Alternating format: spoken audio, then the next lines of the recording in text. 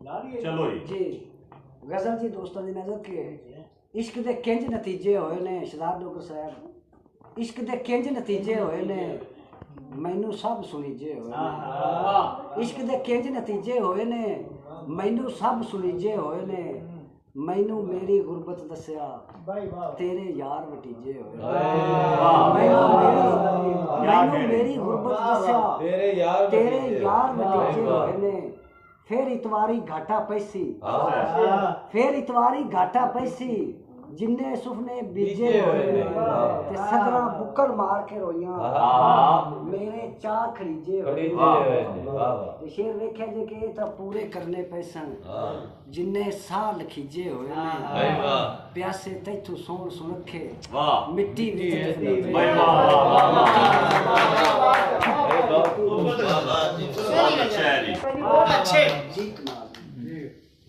जिनिया ओनू पछियां होइयां सीने अग्गा मछियां होइयां जिनिया ओनू पछियां होइयां सीने अग्गा मछियां होइयां कईयां घुंगरू शौक दे बन्ने कुछ मजबूरन नचियां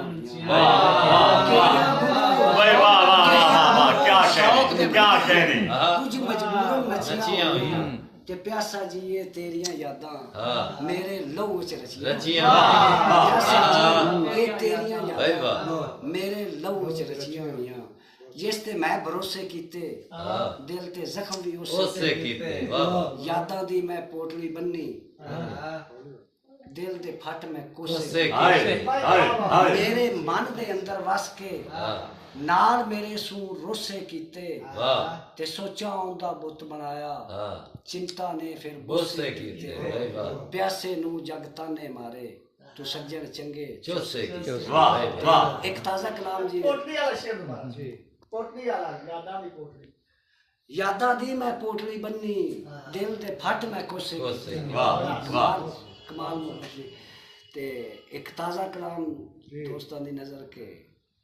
दियां ते लिखा है कि सिर ते किन्ना तिक्कण मापे सिर ते किन्ना तिक्कण मापे धी दे लाड नू सिक्कण मापे वाह वाह धी दा दाज बनावण दे लई थां थां जाके विकण मापे दियां पिछे टोरन लोको दियां पिछे टोरन लोको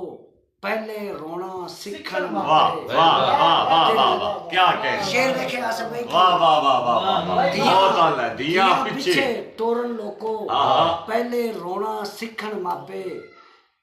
ते लाडो गई नु किनवा दे वाह लाडो गई नु किनवा दे